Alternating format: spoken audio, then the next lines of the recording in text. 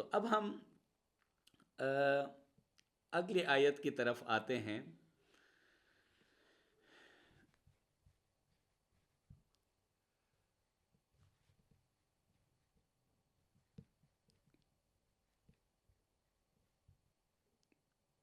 سورہ نمبر 32 کی آیت نمبر 24. بسم اللہ الرحمن الرحیم. وَجَعَلْنَا مِنْهُمْ أَئِمَّةً يَهْدُونَ بِأَمْرِنَا لَمَّا صَبَرُوا وَكَانُوا بِآيَاتِنَا يُوقِنُونَ. اور ہم نے ان میں سے امام بنائے، جبکہ انہوں نے صبر کیا، جو ہمارے امر سے ہدایت کیا کرتے تھے اور وہ لوگ ہماری آیتوں کا یقین رکھتے تھے. ٹھیک ہے، کن میں سے امام بنائے؟ گناہ گاروں سے، ناقص لوگوں سے، عام کسی سے، کافروں سے. تو جب اللہ فرماتے کہ وَجَعَلْنَا مِنْهُمْ، یہ ہم کا جو صیغہ ہے یہ کن کی طرف اشارہ ہے؟ یہ ضمیر کن اشخاص کی طرف ہے؟ یہ ائمہ علیہم السلام، یہ انبیاء علیہم السلام ہیں. انبیاء علیہم السلام کی اولاد میں سے، انہی کی نسل میں سے، جس طرح ان اللہ اصطفیٰ آدم و نوحًا کی جو آیت ہے، تو اس آیت کے مطابق جو ائمہ بھی بنائے انہی میں سے بنایا گیا ہے. ٹھیک ہے، اور فرمایا گیا کہ وَجَعَلْنَا مِنْهُمْ أَئِمَّةً يَهْدُونَ بِأَمْرِنَا، وہ ہمارے امر سے ہدایت کرتے ہیں. تو جو اولی الامر کا تذکرہ ہے، یا ایھا الذین آمنوا اطیعوا اللہ واطیعوا الرسول واولی الامر منکم، تو جو اولی الامر منکم کا تذکرہ ہے، جو اولی الامر ہے، جو امر کے مالک ہیں، جو ہدایت دیتے ہیں اللہ تعالیٰ کے اس امر کو لے کر، جو امر کے مالک ہیں، تو یہاں پہ فرمایا گیا وہ امام ہیں، وہ ائمہ ہیں. وَجَعَلْنَا مِنْهُمْ، تو کیا رسول صلی اللہ علیہ وآلہ وسلم نے نہیں فرمایا علی مجھ سے ہے اور میں علی سے ہوں؟ تو جب پیغمبر اکرم صلی اللہ علیہ وسلم نے فرمایا کہ علی مجھ سے ہے، میں اس سے ہوں، جب خدا نے فرمایا ہم ان میں سے امام بنائے، تو کون ہے رسول صلی اللہ علیہ وآلہ وسلم کا نفس، رسول صلی اللہ علیہ وآلہ وسلم کا خون، رسول کریم صلی اللہ علیہ وآلہ وسلم کا گوشت، کون ہے جو اس کا وسیع، تو وہ انہی میں سے، اسی کی ذات سے، انا وعلی من نور واحد، میں اور علی ایک ہی نور سے ہیں. تو لہٰذا یہاں پہ جو ائمہ بنائے یہ اسی پاک انبیاء علیہم السلام، جس پاک خاندان میں آل ابراہیم میں آئے، آل عمران میں آئے، ائمہ بھی انہی میں سے بنایا گیا. اور اس کے اندر جو فرمایا گیا کہ یہدون بامرنا، وہ ہمارے امر سے ہدایت دیتے ہیں، اس کا مطلب یہ ہوا کہ جو امام برحق ہوگا اس کے پاس خداوندی امر ہوگا، اور اس امر کے مطابق وہ ہر زمانے کے مطابق ہدایت دیتے ہیں. لہٰذا وہ جو کچھ بھی ارشاد فرمائیں تو وہ خداوندی امر ہے، وہ خداوندی ہدایت کی روشنی میں وہ ارشادات ہیں. وہ کوئی ایسا نہیں ہے کہ انسانی کسی عقل سے، کیونکہ خدا نے فرمایا ہے یہدون، خدا نے جب یہ فرمایا یہدون بامرنا، آج کوئی بھی شخص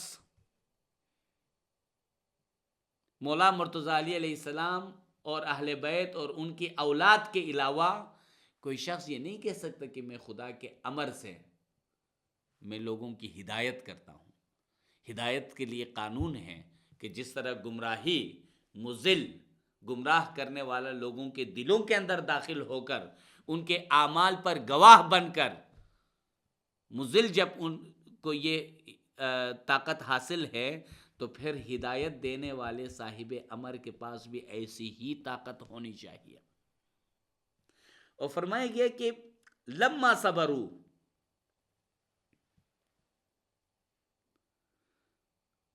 انہوں نے صبر کیا. صبر کے کیا معنی ہیں؟ جن پر ظلم ہوتا ہے وہی صبر کرتے ہیں، جن کو کمزور سمجھا جاتا ہے وہی صبر کرتے ہیں، جن کو مصیبت میں ڈھالا جاتا ہے وہی وہاں پہ صبر کا تصور ہے. تو وہ دیکھیں کہ ائمہ علیہم السلام پہ ماضی میں کیا کیا مصیبتیں آئی ہیں، کیا کیا تکالیف آئی ہیں.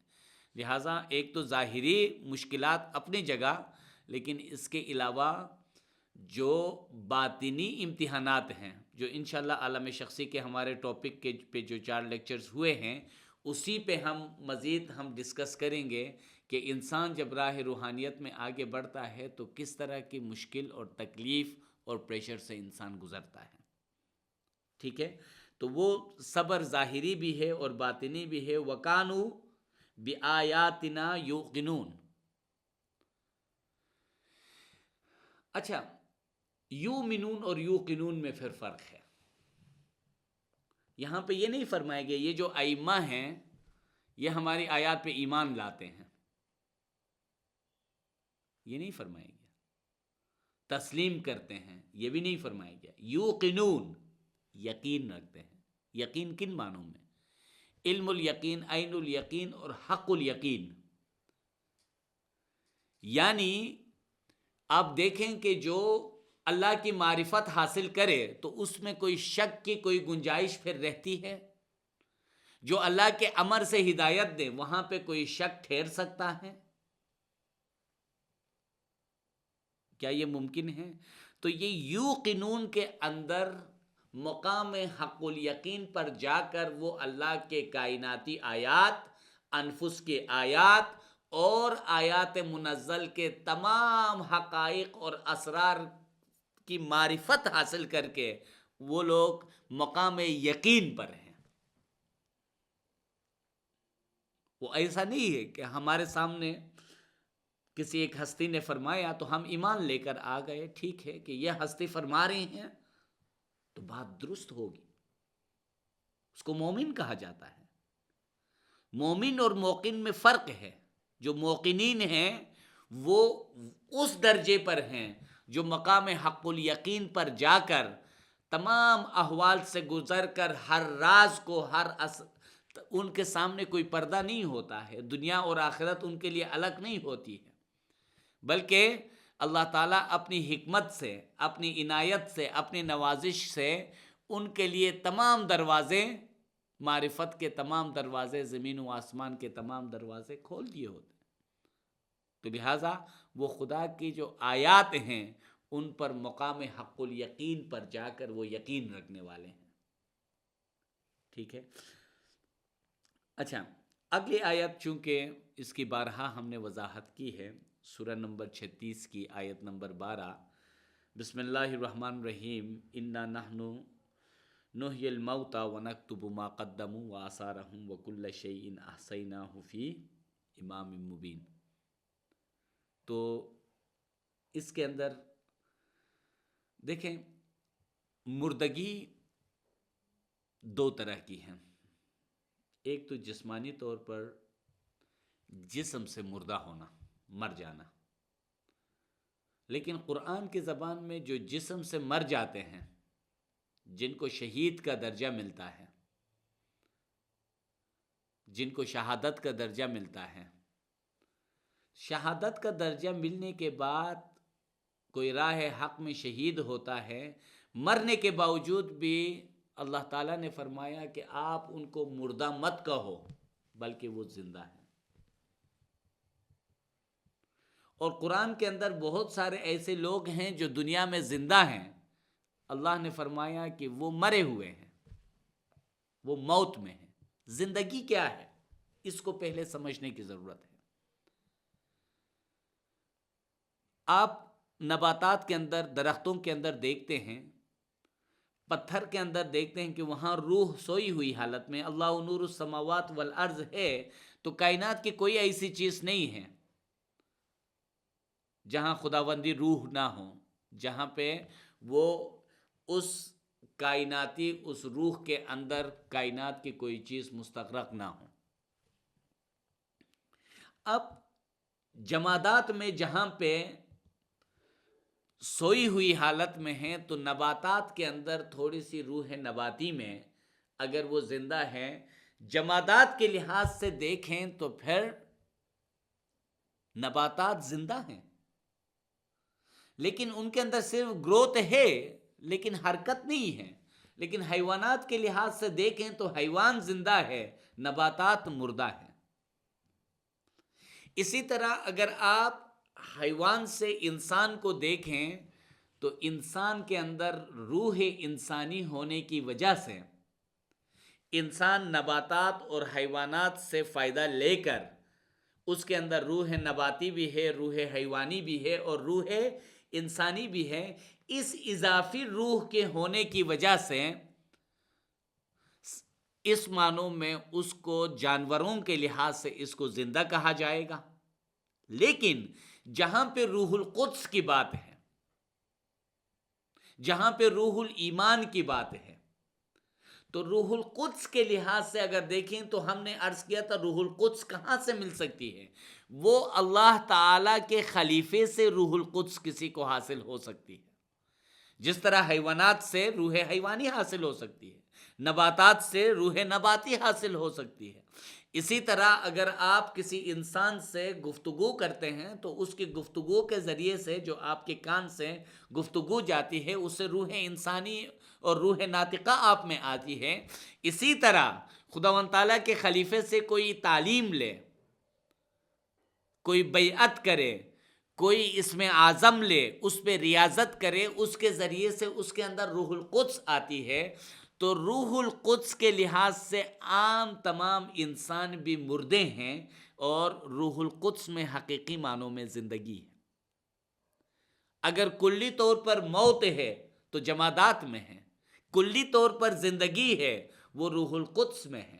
حضرت عیسیٰ علیہ السلام کا معجزہ جو مردوں کو زندہ کرنا تھا، ظاہری طور پر بھی یقیناً لوگوں کے لیے اس وقت حضرت عیسیٰ علیہ السلام نے معجزہ دکھایا ہوگا، لیکن یہ قرآن مجید اساطیر الاولین پہلے لوگوں کے قصے نہیں ہیں۔